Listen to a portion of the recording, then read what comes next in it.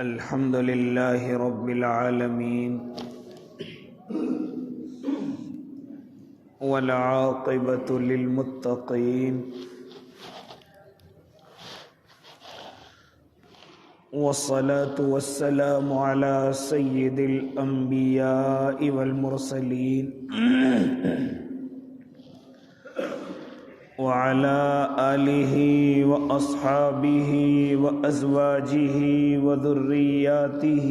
أجمعين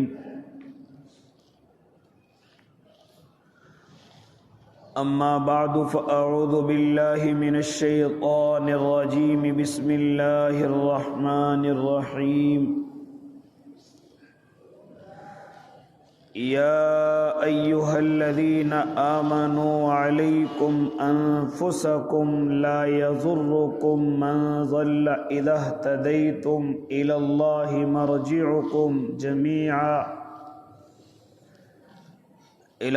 مرجعكم جميعا فينبئكم بما كنتم تعملون صدق الله العظيم وصدق رسوله النبي الكريم ونحن على ذلك من الشاهدين والشاكرين والحمد لله رب العالمين. واجب الاحترام ساتھیوں، بزرگوں، نوجوانوں اور معصوم بچوں،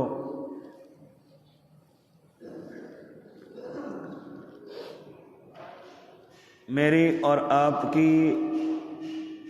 رہنمائی کے لیے اللہ رب العزت نے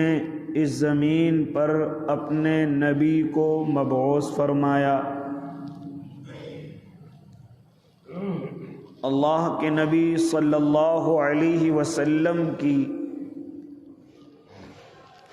بہت ساری خصوصیات ہیں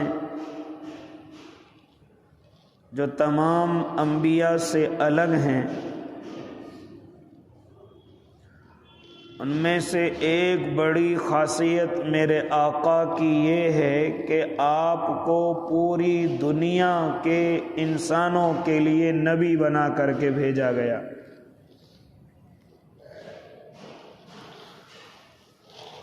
گزشتہ انبیاء جتنے بھی اس زمین پر تشریف لائے وہ تمام کے تمام یا تو کسی قبیلے کے لیے، کسی خاندان کے لیے، کسی ملک کے لیے یا ایک محدود زمانے کے لیے بھیجے گئے،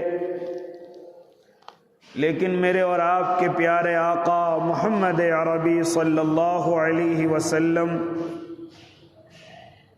ان کے لیے نہ کسی زمانے کی قید ہے، نہ کسی قوم و قبیلے کی قید ہے، بلکہ میرے اور آپ کے آقا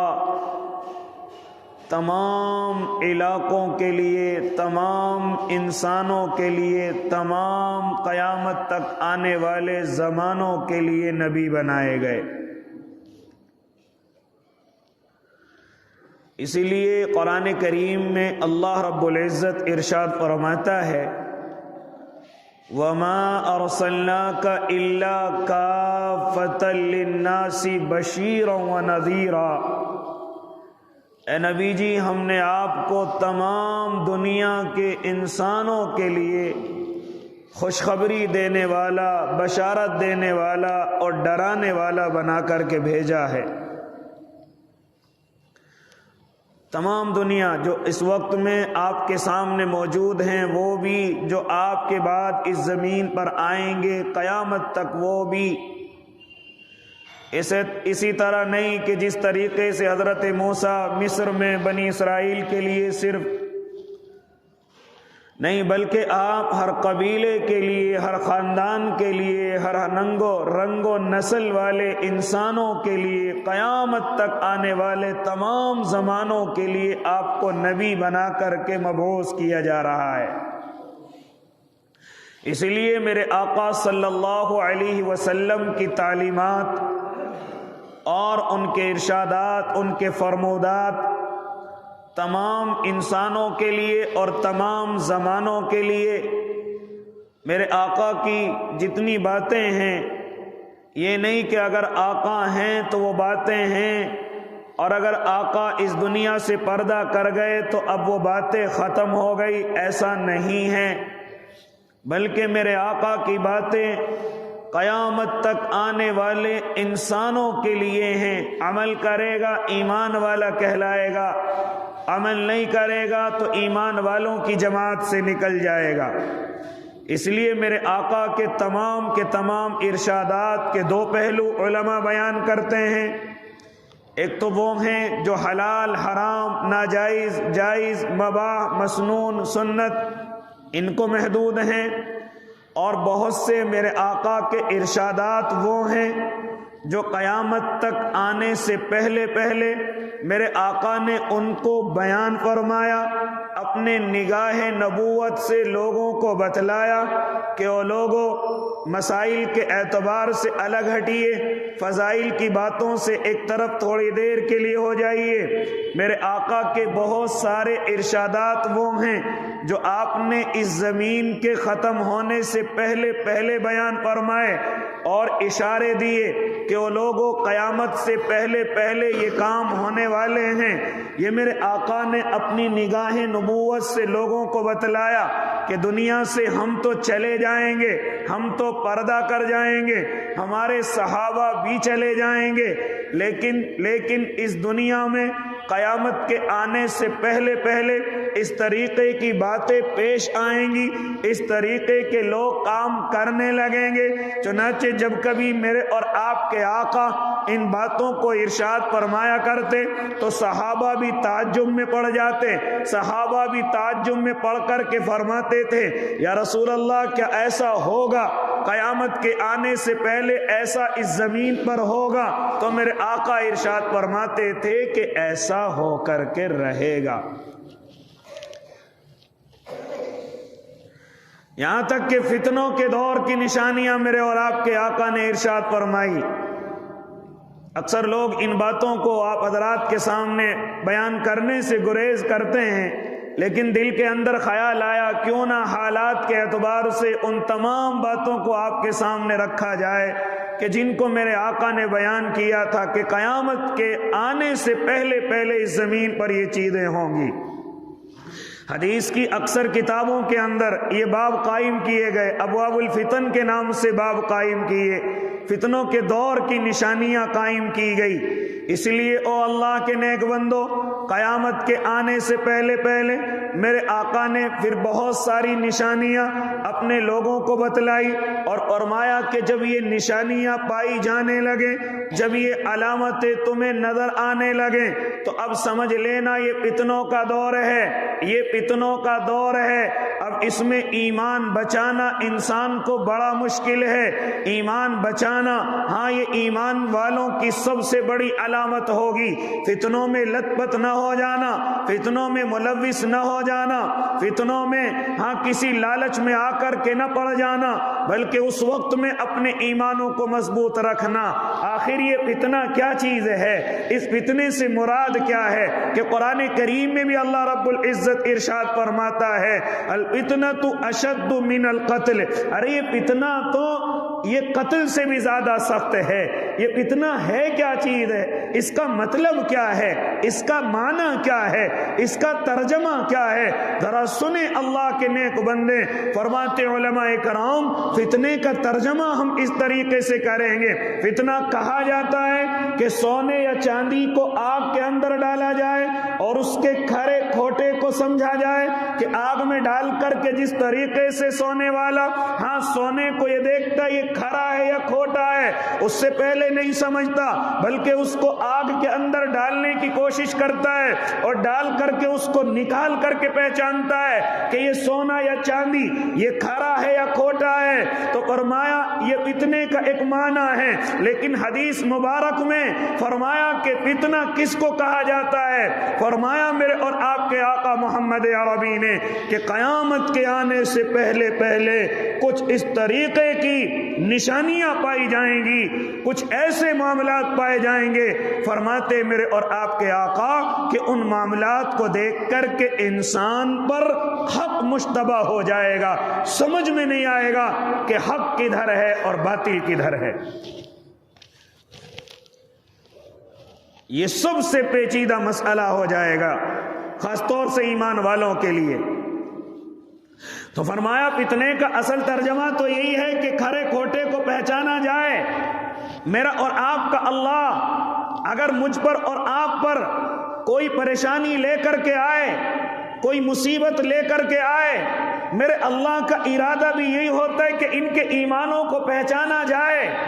ان کی عادتوں کو، ان کے اخلاق کو پہچانا جائے کہ یہ بڑے دعوے کرتے ہیں ہم ایمان والے ہیں، یہ بڑے دعوے کرتے ہیں ہم اللہ کو مانتے ہیں، لیکن ذرا ان کو پریشانی کے اندر مبتلا کر کے دیکھو، ان کو مصیبتوں کے اندر مبتلا کر کے دیکھو، ابھی معلوم ہو جائے گا کتنا ایمان مضبوط ہے۔ جس طریقے سے سونے والا چاندی والا آگ میں ڈال کر کے پہچانتا ہے کہ سونا چاندی کھرا ہے یا کھوٹا ہے، اسی طرح میرا اللہ بھی کبھی کبھی اپنے بندوں کو پریشانیاں دیتا ہے، کبھی کبھی آزمائشوں میں مبتلا کرتا ہے تاکہ معلوم ہو جائے کھرا کون ہے اور کھوٹا کون ہے۔ اللہ کے نبی کے زمانے میں بھی میرے اور آپ کے آقا کے سامنے ایمان والے بھی اپنے ایمانوں کا دعویٰ کرتے تھے اور منافق بھی اپنے ایمانوں کے دعوے کرتے تھے، نماز پڑھا کرتے تھے، داڑیاں رکھا کرتے تھے، پہلی صفوں میں آ کر کے نیتیں باندھا کرتے تھے، لیکن میرے اور آپ کے اللہ نے اپنے محبوب کو دکھانے کے لیے ان کو بھی آزمایا۔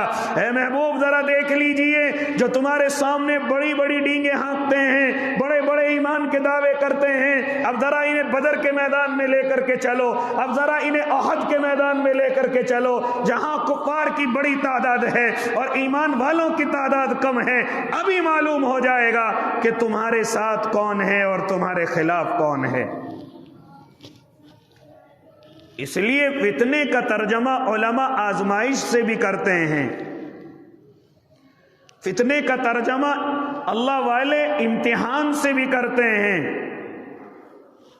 لیکن اصل جو معنی میرے اور آپ کے محبوب نے مراد لیے ہیں، میرے اور آپ کے آقا نے جو ارشاد فرمائے ہیں وہ یہ ہے کہ وہ لوگوں اس زمین کے ختم ہونے سے پہلے پہلے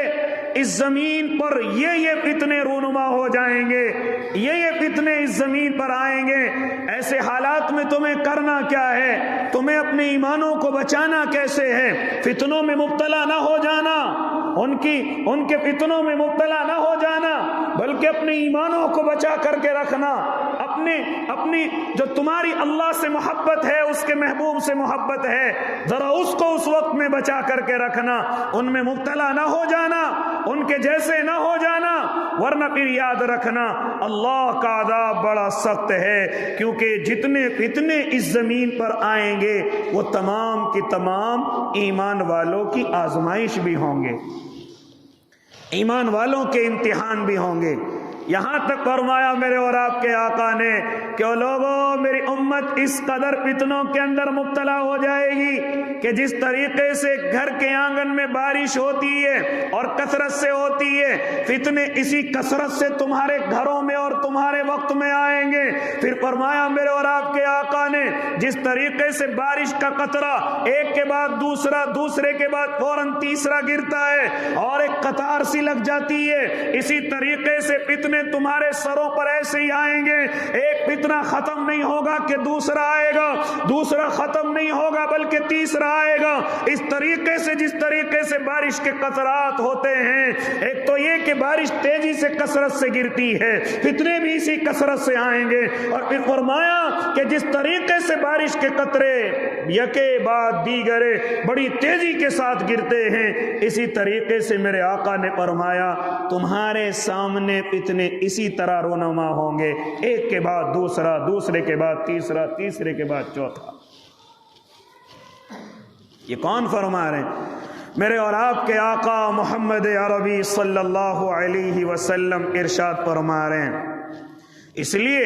میرے اور آپ کے آقا چونکہ اپنی آنکھوں سے دیکھ رہے تھے، نگاہ نبوت سے دیکھ رہے تھے، میرے اللہ نے ان کو طاقت دی ہے، وحی کے ذریعے اپنے فرشتے جبرائیل کے ذریعے میرے آقا کو خبر دی ہے۔ اسی لیے میرے آقا ان تمام کی تمام چیزوں کو دیکھ کر پریشان رہتے تھے، کبھی کبھی مایوس رہتے، کبھی کبھی غمگین رہتے، کبھی کبھی آنسو بہاتے، کبھی سجدے میں جا کر اتنا روتے کہ اپنی آنکھوں کے آنسوؤں سے زمین کو تربتر کر دیتے تھے، کیونکہ میرے آقا دیکھ رہے ہیں میری امت کے ایمان کمزور ہو جائیں گے، کس طریقے سے ان فتنوں کا سامنا کرے گی، کس طریقے سے اگر میری امت فتنوں کے اندر مبتلا ہو گئی، اگر میری امت ان گناہوں کے اندر مبتلا ہو گئی، پھر جہنم کا ایندھن بنا دی جائے گی اور جہنم کے اندر ڈال دی جائے گی۔ ان تمام کی تمام چیزوں کو دیکھ کر میرے اور آپ کے آقا آنسو بہایا کرتے تھے، اور خالی آنسو نہیں بلکہ اللہ رب العزت سے وعدے بھی لیا کرتے تھے،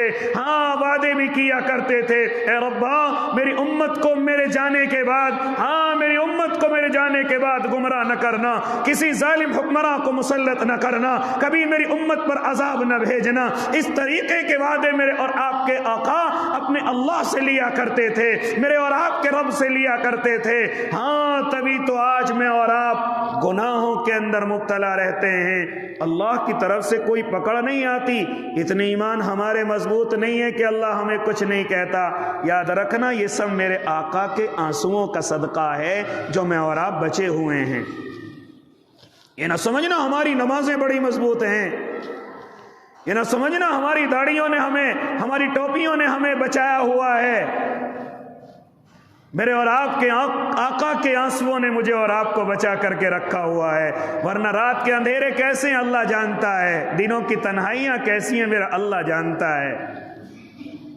اس لیے اللہ کے نیک بندوں، میرے اور آپ کے آقا پوری زندگی غمگین اور مایوس میری امت کا کیا ہوگا اس طریقے سے غمگین رہتے، یہاں تک کہ میرے اور آپ کے اللہ کی طرف سے فرمان بھی آ جاتا، آپ کیوں ان کی طرف سے اتنا غمگین رہتے ہیں، کیوں اپنی جان کو ہلاکت کے اندر ڈالتے ہیں، بھوکے اور پیاسے انہی کی وجہ سے رہتے ہیں، سجدے میں گر کر کے اتنی دیر تک آنسو بہاتے ہیں، تمہیں کیا ضرورت ہے؟ لیکن میرے آقا کی چونکہ مجھ سے اور آپ سے بڑی محبت تھی، اس لیے میرے اور آپ کے آقا کبھی بھی اپنے آنسوؤں کو میرے اور آپ کے لیے نہ روکتے تھے، چلنے دیتے تھے۔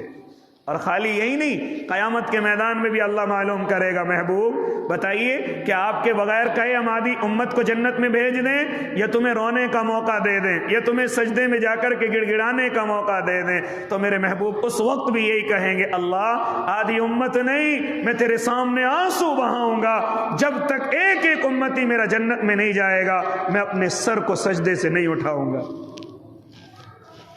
یہ میرے اور آپ کے آقا کی محبت ہے، لیکن ساتھ ساتھ میں مجھے اور آپ کو سمجھا کر کے گئے ہیں، مجھے اور آپ کو، کیونکہ میرے آقا کی تعلیمات صرف صحابہ کے لیے نہیں، صرف اپنے زمانے کے لوگوں کے لیے نہیں، بلکہ قیامت تک آنے والے تمام انسانوں کے لیے میرے آقا کی تعلیمات تھی،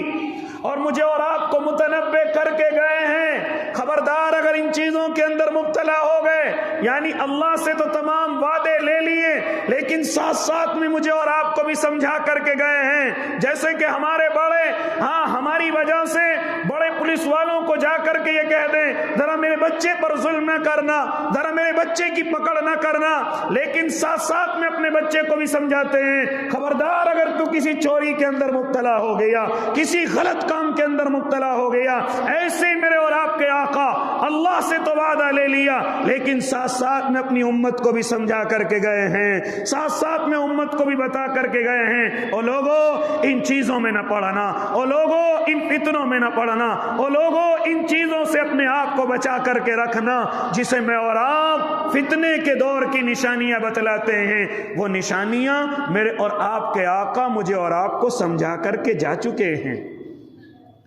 اب اگر نہ سمجھیں تو یہ غلطی کسی کی نہیں، میری اور آپ کی ہوگی۔ فرمایا اتنا کہا کسے جاتا ہے؟ پہلی چیز تو یہی ہے کہ قیامت سے پہلے کچھ ایسی چیزیں رونما ہوں گی کہ ایمان والا ان کے اندر مبتلا ہوتا ہوا نظر آئے گا۔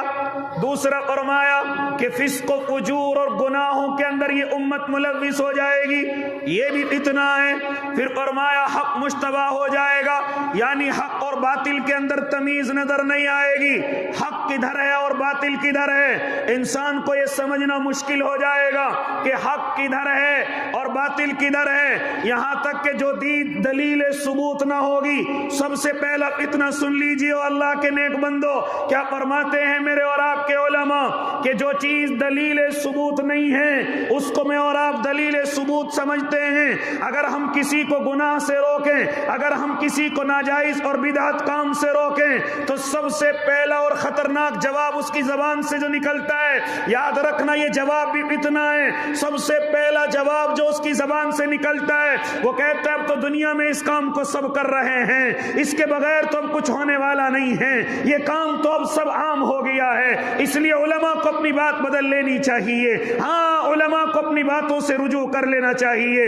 یہ سب سے بڑا فتنہ جو ہماری زبان پر آ چکا ہے کہ کام تو اب سب کر رہے ہیں، اس کام کو کرنا اب کوئی غلط نہیں ہوگا۔ فرمایا یہ عوام کا سب سے بڑا اور پہلا فتنہ ہوگا۔ یاد رکھنا اللہ کے بندو، گناہ کا کام پوری دنیا چاہے پڑھے لکھے کریں چاہے کم علم کریں، یاد رکھنا گناہ گناہ ہی رہے گا۔ کسی عالم کی وجہ سے، کسی داڑھی ٹوپی والے کی وجہ سے، یاد رکھنا وہ گناہ ختم نہیں ہوگا، گناہ ہمیشہ گناہ ہی رہے گا۔ اس لیے یہ سب سے بڑا فتنہ جو ہماری زبان پر آج شیطان نے مجھے اور آپ کو دیا ہے، کسی بھی گناہ سے روکا جائے، کسی بھی بدعت سے روکا جائے،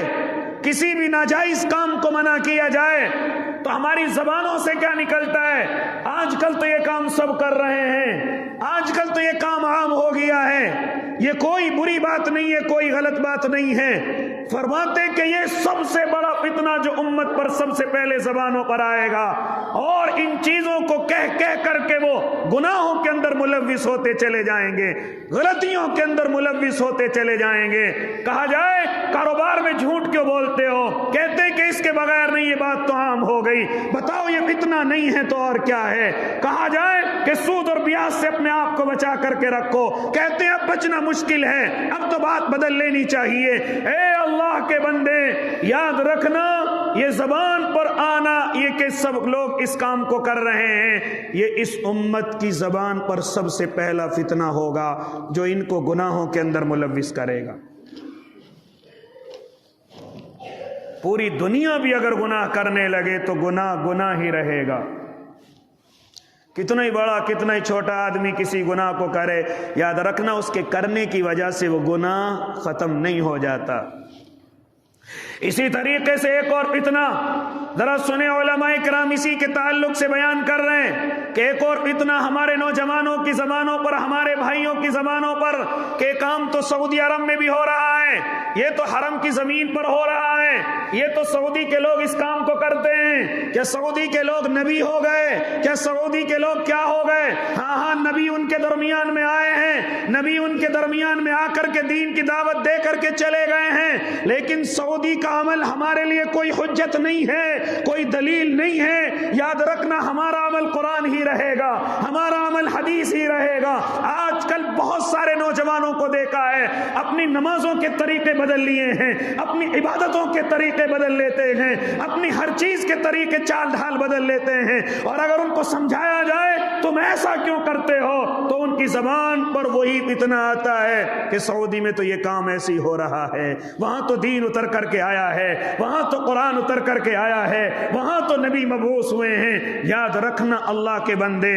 دوسرا ایک بڑا فتنہ جو ہماری قوم کے اندر آ رہا ہے وہ یہ ہے کہ ہم یہ کہتے ہیں یہ کام سعودی میں ہو رہا ہے، وہاں اب نبی نہیں ہے، وہاں بھی اب میری اور آپ کی طرح انسان رہتے ہیں، وہاں اب صحابی نہیں ہیں، وہاں اب صحابہ کی جماعت نہیں ہے جو ہم اس چیز کو دلیل بنا لیں، وہاں بھی میری اور آپ کی طرح انسان ہیں۔ گناہوں کے اندر ملوث ہونا یہ ہو سکتا ہے یقینی ہو، وہ بھی گناہوں کے اندر ملوث ہو سکتے ہیں، وہ بھی غلطیوں کے اندر ملوث ہو سکتے ہیں۔ یہ نہیں کہ ہم ان کا جو بھی طریقہ دیکھیں اور یہاں آ کر کے اس پر عمل کریں، حالانکہ وہ قرآن کے خلاف ہے، حالانکہ وہ حدیث کے خلاف ہے، حالانکہ وہ ہمارے علماء کے بتائے ہوئے راستے کے خلاف ہے، اور ہم صرف اس پر اس وجہ سے عمل کرتے ہیں کہ سعودی میں ایسا ہو رہا ہے۔ یہ دوسرا فتنہ ہماری قوم کے اندر آ چکا ہے۔ اس لیے جو چیز دلیل نہیں اس کو دلیل سمجھا جا رہا ہے، جو چیز دلیل ہے ہی نہیں قرآن اور حدیث کے اندر اس کو دلیل سمجھا جا رہا ہے۔ سعودیہ کوئی دلیل نہیں ہے ہمارے لیے، سعودی کے رہنے والوں کے عمل ہمارے لیے دلیل نہیں ہے۔ ہمارے لیے دلیل ہمیشہ قرآن رہے گا، ہمارے لیے دلیل ہمیشہ اللہ کے نبی کے فرمودات رہیں گے، اللہ کے نبی کی احادیث مبارکہ رہیں گی۔ یاد رکھنا، سعودی والے چاہے کچھ بھی کریں، قرآن کے مطابق کریں گے تو مسلمان کہلائیں گے، قرآن کے خلاف کریں گے تو گناہ گار کہلائیں گے، قرآن کے خلاف چلیں گے تو وہ بھی اللہ کے نبی کے، ہاں اللہ کے نبی سے محبت کرنے والے نہیں بلکہ نفرت کرنے والے کہلائیں گے، کیونکہ وہ قرآن اور حدیث سے ہٹ چکے ہیں۔ اس لیے یہ کہنا کہ سعودی میں ایسا ہو رہا ہے، یہ ایک سب سے بڑا فتنہ ہماری قوم کے اندر آ چکا ہے۔ اس لیے او اللہ کے نیک بندو، پہلی چیز جو اس قوم کے اندر تیزی کے ساتھ آ رہی کہ اس کام کو تو اب سب کر رہے ہیں، پہلا فتنہ۔ دوسرا، سعودی میں ایسا ہو رہا ہے، دوسرا فتنہ۔ اس لیے اللہ کے نیک بندو کیا فرماتے ہیں میرے اور آپ کے آقا؟ کیا ہے فتنہ؟ کہ جب تم ایسے زمانے کے اندر پہنچ جاؤ کہ حق مشتبہ ہو جائے، یہ نہ معلوم پڑے کہ حق کدھر ہے اور باطل کدھر ہے، اس کی کچھ مثالیں میرے اور آپ کے آقا نے بیان فرمائی۔ فرمایا، ذرا سنیں اللہ کے نیک بندو، فرماتے تھے میرے اور آپ کے آقا کہ جب دو مسلمان آپس میں لڑنے لگیں، جب دو مسلمان آپس میں جھگڑنے لگیں، اور ساتھ میں فرمایا جب مسلمانوں کی جماعتیں آپس میں لڑنے لگیں، ایک شہر میں کئی جماعتیں لڑنے کے لیے تیار ہو جائیں، لڑنے کے لیے کھڑی ہو جائیں، اور یہ معلوم نہ پڑے دیکھنے والے کو کہ حق کدھر ہے اور باطل کدھر ہے، دونوں ہی ٹھیک نظر آتے ہیں، یہ اگر ان کی سنو تو یہ بھی ٹھیک ہیں، ان کی سنو تو یہ بھی ٹھیک ہیں۔ فرماتے تھے میرے اور آپ کے آقا محمد عربی صلی اللہ علیہ وسلم، مسلمانوں کی دو جماعتوں کا لڑنا یہ اس امت کا سب سے بڑا فتنہ ہوگا، یہ اس امت کی بربادی کا سب سے پہلا راستہ ہوگا، اور دیکھنے والے یہ سمجھ نہیں پائیں گے کہ آخر حق کدھر ہے اور باطل کدھر ہے۔ ادھر کی سنتے ہیں تو یہ بھی ٹھیک نظر آتے ہیں، ادھر کی سنتے ہیں تو یہ بھی ٹھیک نظر آتے ہیں، لیکن اس طریقے کے حالات کہ ایک دوسرے کے خون کے پیاسے ہو گئے، ایک دوسرے کے قتل کے پیچھے پڑ گئے، ایک دوسرے کے قاتل بن گئے، دیکھنے والا تعجب میں پڑ گیا کہ آخر مسلمانوں کی جماعت کو ہو کیا رہا ہے، مسلمانوں کے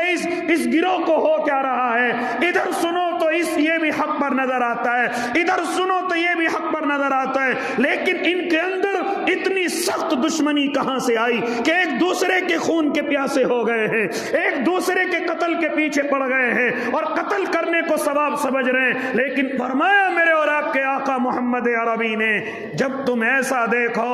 اور ساتھ میں دوسری حدیث بیان فرمائی کہ جب دو مسلمان آپس میں تلواریں نکال کر کے لے کر کے آ جائیں اور ایک دوسرے کی قتل کی فکر میں لگ جائیں، تلواریں موجود نہیں، ایک دوسرے کے لیے ویپن لے کر کے آ جائیں اور ایک دوسرے کو قتل کرنے کی فکر میں لگ جائیں، فرماتے تھے میرے اور آپ کے آقا کہ قاتل اور مقتول دونوں کے دونوں جہنم کے اندر ہوں گے، دونوں کے دونوں کہاں ہوں گے؟ جہنم کے اندر ہوں گے۔ یہ فتنے کے دور کی پہلی نشانی میرے اور آپ کے آقا نے ارشاد فرمائی کہ جماعتیں آپس میں، مسلمانوں کی دو جماعتیں آپس میں لڑیں گی، دیکھنے والے کو معلوم ہی نہیں پڑے گا حق کدھر ہے باطل، غلط کون ہے صحیح کون ہے، یہ سمجھنا ہی مشکل ہو جائے گا کہ غلط کون ہے صحیح کون ہے۔ ہو رہا ہے کہ نہیں ہو رہا ایسا؟ اور اللہ کے نیک بندو فرما رہے میرے اور آپ کے آقا، کیا معلوم تھا 1400 سال پہلے میرے اور آپ کے آقا یہ باتیں بتلا کر کے جائیں گے جو آج میرے اور آپ کے درمیان میں پائی جا رہی ہیں۔ اسی لیے تو آقا قیامت تک کے لیے نبی ہیں، اسی لیے تو میرے اور آپ کے محبوب قیامت تک کے لیے نبی ہیں، مجھے اور آپ کو سمجھا کر کے گئے ہیں۔ پہلی نشانی بیان فرمائی کہ مسلمانوں کی دو جماعتیں آپس میں لڑیں گی، معلوم نہیں پڑے گا صحیح کون ہے غلط کون ہے۔ لیکن ساتھ میں فرمایا کہ جب دو مسلمان آپس میں ایک دوسرے کو قتل کرنے کے لیے تلواریں نکال کر کے لے آئیں اور ایک دوسرے کو قتل کر دیں تو فرمایا قتل کرنے والا بھی جہنم کے اندر ہوگا اور جس کا قتل کیا گیا ہے وہ بھی جہنم کے اندر ہوگا۔ صحابی عرض کرتے یا رسول اللہ یہ تو بات سمجھ آ گئی کہ قتل کرنے والا جہنم کے اندر ہے، لیکن قتل ہونے والا کیوں جہنم کے اندر ہے یہ بات سمجھ نہیں آئی ہے۔ تو میرے اور آپ کے آقا نے اس کے جواب میں ارشاد فرمایا اے میرے صحابی یہ دونوں آپس میں ایک دوسرے کو قتل کرنے کے لیے تلوار کھینچ کر کے آئے تھے، اس کا موقع لگ گیا اس نے قتل کر دیا وہ قتل ہو گیا، اگر اس کا موقع لگ جاتا تو وہ اسے قتل کر سکتا تھا، اس لیے دونوں کے دونوں جہنم کے اندر جائیں گے۔ کوئی بھی ان میں سے نہ قتل ہونے والا جنت میں نہ قتل کرنے والا جنت میں، دونوں کے دونوں جہنم کے اندر جائیں گے۔ اس لیے فرمایا اے اللہ کے نیک بندو، فرماتے تھے میرے اور آپ کے آقا مجھے خطرہ ہے میری امت میں حرج بڑھ جائے گا۔ صحابہ نے عرض کیا رسول اللہ یہ حرج کیا ہے؟ فرمایا میری امت میں قتل و غارت گیری بڑھ جائے گی، میری امت میں قتل و غارت گیری بڑھ جائے گی، مکھی مچھر سے زیادہ انسان کی کوئی قیمت نہیں رہے گی، یہاں تک کہ ایسی قتل و غارت گیری بڑھ جائے گی کہ قتل کرنے والے کوئی معلوم نہیں ہوگا میں نے اسے کیوں قتل کیا، اور قتل ہونے والے کوئی معلوم نہیں ہوگا میں کیوں قتل کیا گیا، میں کیوں مارا گیا، میری غلطی کیا تھی آخر بتلائی جائے، مجھے کیوں مارا گیا ہے۔ فرمایا یہ فتنے کے دور کی پہلی نشانیاں ہوں گی، پہلی نشانیاں ہوں گی۔ فرمایا حرج بڑھ جائے گا۔ صحابہ نے عرض کیا رسول اللہ حرج کیا ہے؟ قتل و غارت گیری، قتل و غارت گیری۔ ہاں آج ان لفظوں کو سمجھنا بڑا آسان ہے، ان لفظوں کو سمجھنا بڑا آسان ہے۔ آج ذرا دیکھیں کیا قتل و غارت گیری نہیں بڑھ گئی؟ کیا راستوں پہ نکلنا مشکل نہیں ہو گیا؟ کیا آج ہر گھر سے نکلنے والا مجبور ہو کر کے گھر سے نکلتا ہے کہ مجھے اگر میں گھر سے نہیں نکلا تو اپنے بچوں کا پیٹ کیسے پالوں گا، اپنے بچوں کو کہاں سے کھلاؤں گا؟ ورنہ ہر گھر سے نکلنے والا ڈر رہا ہے کہ کہیں میں خواہ قتل نہ کر دیا جاؤں، میں خواہ قتل نہ کر دیا جاؤں۔ فرمایا یہ قیامت کے فتنوں کے دور کی نشانیوں میں سے ایک نشانی ہوگی۔ آج مسلمان کی کوئی جان کی قیمت نہیں ہے، جانوروں کی زیادہ قیمت ہے لیکن مسلمانوں کی جان کی کوئی قیمت نہیں، ایمان والوں کی جان کی کوئی قیمت نہیں۔ اور یاد رکھنا اللہ کے نیک بندے، خبردار اگر کسی نے یہ سمجھا کہ غیر ہمارے دشمن ہیں، غیر ہماری جانوں کے پیچھے پڑے ہوئے ہیں، غیروں کو چھوڑ دیجئے، سب سے پہلے میں اور آپ ایک دوسرے کے خون کے پیاسے ہو چکے ہیں، ایک دوسرے ایمان والے ایک دوسرے کے خون کے پیاسے ہیں۔ سگا بھائی اپنے سگے بھائی کے چکر میں کس طریقے سے مرے اور اس کی زمین میرے ہاتھ لگے، کون سا طریقہ اختیار کروں کہ دنیا سے چلا جائے، کون سا طریقہ؟ سگے بھائیوں کو چھوڑ دیجئے، آج اپنے باپ کے مرنے کی دعا لوگ کر رہے ہیں۔ آج ایمان والے اگر باپ کے پاس ذرا سی زمین اور جائیداد ہیں، آج یہ دعائیں ہو رہی ہیں اور یہ طریقے اختیار کیے جا رہے ہیں کسی طریقے سے بوڑھا اس مال سے ہٹے اور یہ سارا مال میرے قبضے میں آ جائے۔ میں غیروں کی بات نہیں بلکہ ان کی بات کر رہا ہوں جو ایمان کے دعوے کرتے ہیں، جو اپنے آپ میں مسلمان ہونے کے دعوے کرتے ہیں۔ یہ فتنہ نہیں ہے تو اور کیا ہے؟ قتل و غارت گیری بالکل عام ہو چکی ہے۔ نالیوں کے اوپر لڑائی اتنی بڑھی کہ ایک آدمی ختم، دوسرا ختم، کبھی کبھی تعجب یہ کہ مسجدوں کے اوپر لڑائی، کبھی اس سے بھی زیادہ تعجب کہ مسجد کے پنکھے چلانے پہ لڑائی، ادھر کا بھی قتل ادھر کا بھی قتل۔ او اللہ کے بندے مسلمانوں ہو کیا گیا ہے مجھے اور آپ کو؟ بچوں کی لڑائیوں کے اوپر لڑائی، بچوں کے کھیلنے کودنے کے اوپر ہم اتنے بڑے جمع مرد بن جاتے ہیں، بڑوں کی عزت بھول جاتے ہیں، سمجھ رہے ہیں کہ سامنے والا مجھ سے عمر میں بڑا ہے، لیکن عزت کو تار تار کرنا ہمارے لیے کوئی مشکل نہیں ہے۔ کیا فرماتے تھے میرے اور آپ کے آقا؟ میری امت میں حرج بڑھ جائے گا۔ صحابہ عرض کرتے یا رسول اللہ یہ حرج کیا ہے؟ فرماتے تھے قتل و غارت گیری بڑھ جائے گی، قتل و غارت گیری بڑھ جائے گی۔ آج ذرا سی بات پر ہم اپنے بھائیوں پر چڑھنے کے لیے تیار ہیں، ان کو قتل کرنے سے پیچھے نہیں ہٹ رہے ہیں۔ اے اللہ کے نیک بندے، یہ قیامت کی نشانیاں نہیں ہیں تو اور کیا ہیں؟ لیکن ہم سمجھنے اور سوچنے کے لیے تیار نہیں۔ ہماری جانیں تو ویسے ہی دوسروں کی نظروں میں کم قیمت ہیں، ہم نے اپنی قیمتیں خود آپس میں کم کر رکھی ہیں، ہم نے اپنی جانوں کی قیمتیں خود ہی آپس میں کم کر رکھی ہیں۔ پڑوسی سے بحث کرتے ہوئے لوگ ڈر رہے کہیں یہ میرے اوپر حملہ نہ کر دے، یہاں تک کہ پڑوسیوں کے بچوں کو سمجھانے سے پڑوسی ڈرتا ہے کہ کہیں اس کا باپ آ کر کے مجھ پر حملہ نہ کر دے۔ کرنے دو جو گناہ کر رہا ہے، کرنے جو غلطیاں کر رہا ہے، کرنے دو اس کا بیٹا بیٹی جو بھی غلطی کر رہے ہیں، ہم کیوں کریں؟ آ کر کے اس کا باپ ہم سے الٹا لڑے گا نہیں بلکہ ہم پر حملہ بھی کر سکتا ہے۔ کیا نہیں ہو رہا ہے ایسا ہمارے محلوں اور کالونیوں کے اندر؟ یہ سب قیامت کی نشانیاں ہیں۔ قتل و غارت گری بڑھ جائے گی۔ آج پیسہ سب کچھ ہو چکا ہے، آج مال سب کچھ ہو چکا ہے، انسان کی قیمت کا کوئی بھی وزن نہیں ہے، کوئی بھی قیمت نہیں ہے۔ اس لیے او اللہ کے نیک بندو، یہ قتل و غارت گری کا عام ہونا یہ قیامت کی نشانیوں میں سے ایک بڑی نشانی ہے۔ اور آج میں اور آپ دیکھ رہے ہیں انسان کی کوئی قیمت نہیں، خاص طور سے اپنے بھائیوں کی کوئی قیمت نہیں، خاص طور سے اپنے خاندانوں میں بڑوں کی کوئی قیمت نہیں۔ ذرا سا کوئی بول کر کے تو دکھا دے، ابھی دیکھو کس طریقے سے گولیاں چلتی ہیں، ابھی دیکھو کسی طریقے سے خنجر نکل کر کے آتے ہیں اور آپس میں مقابلے ہوتے ہیں۔ ذرا دیکھو تھانے اور کچہریوں کے رجسٹروں کو، سب سے زیادہ لڑائیاں چچے اور بھتیجوں کی، سب سے زیادہ لڑائیاں تایا اور بھتیجوں کی۔ ذرا دیکھو آپس میں سگے بھائیوں کی، خاندان والوں کی آپس میں لڑائیاں، اور خالی لڑائیاں نہیں بلکہ آپس میں کئی قتل بھی کیے ہوئے ہیں، اور کئی قتل کرنے کے ارادے ابھی تک بنا رہے ہیں، اور ارادے ہو گئے ہیں اس نے میرے دادا کا قتل کیا تھا،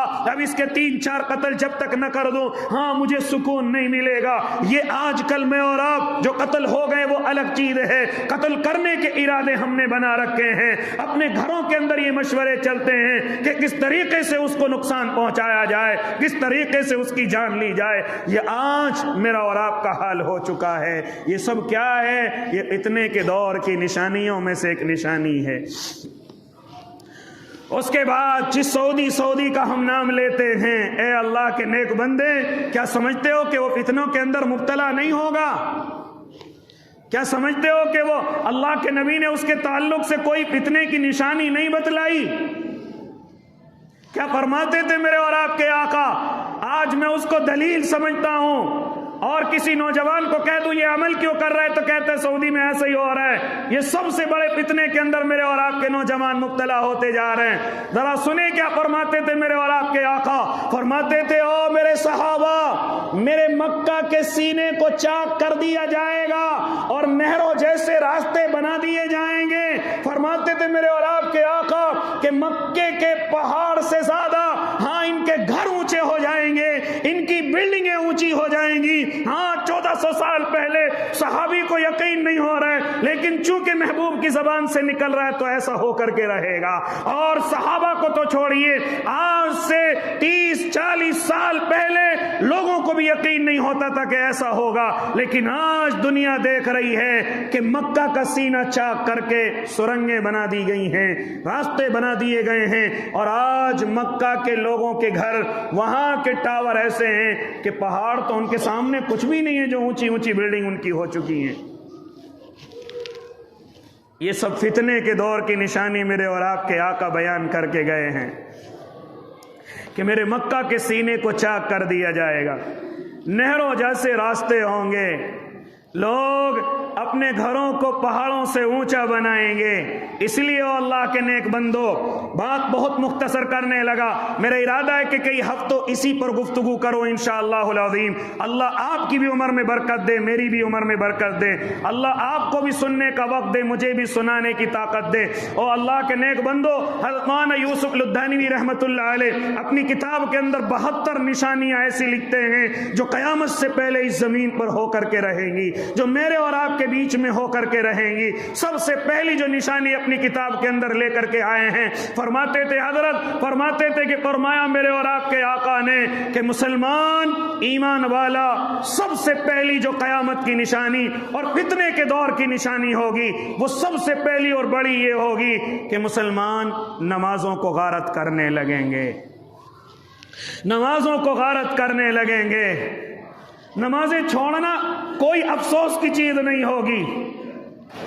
صحابی کو یقین نہیں ہو رہا ہے کیونکہ اللہ کے نبی کے زمانے کا منافق بھی نماز پڑھتا ہے، اللہ کا دشمن ہے، نبی کا دشمن ہے، لیکن نماز کا اتنا شوق ہے کہ پہلی صف میں آ کر کے نماز پڑھتا ہے، اللہ کے نبی کے برابر میں نماز پڑھتا ہے، اللہ کے نبی کے پیچھے نماز پڑھتا ہے، داڑھی رکھتا ہے، بڑے سے بڑا گناہگار ہوتا ہے لیکن نماز نہیں چھوڑتا، بدکار ہوتا ہے، خونی ہوتا ہے، چور ہوتا ہے، لیکن نماز چھوڑنے کی طاقت کسی کی نہیں ہوتی تھی۔ فرمایا میری امت کی سب سے بڑی اور پہلی نشانی یہ ہوگی کہ میری امت نماز کو غارت کرنے لگے گی، نماز کو غارت کرنے لگے گی۔ او اللہ کے نیک بندو، کئی نمازیں ہو جاتی ہیں، کئی چھوڑیے، کئی مہینوں کی نمازیں ہو جاتی ہیں، مہینے چھوڑیے سالوں کی نمازیں ہو جاتی ہیں، اور مجھے اور آپ کو ذرا سا افسوس نہیں ہوتا۔ یہ فتنوں کی نشانی ہے۔ میرے محبوب اسی لیے سمجھا کر کے گئے ہیں کہ ان فتنوں میں تم مبتلا نہ ہونا، ان فتنوں میں تم مبتلا نہ ہونا۔ کوئی بات نہیں، گناہوں کے اندر ڈوب جاؤ، اللہ اس نماز کی برکت سے تمہیں گناہوں سے نکال دے گا،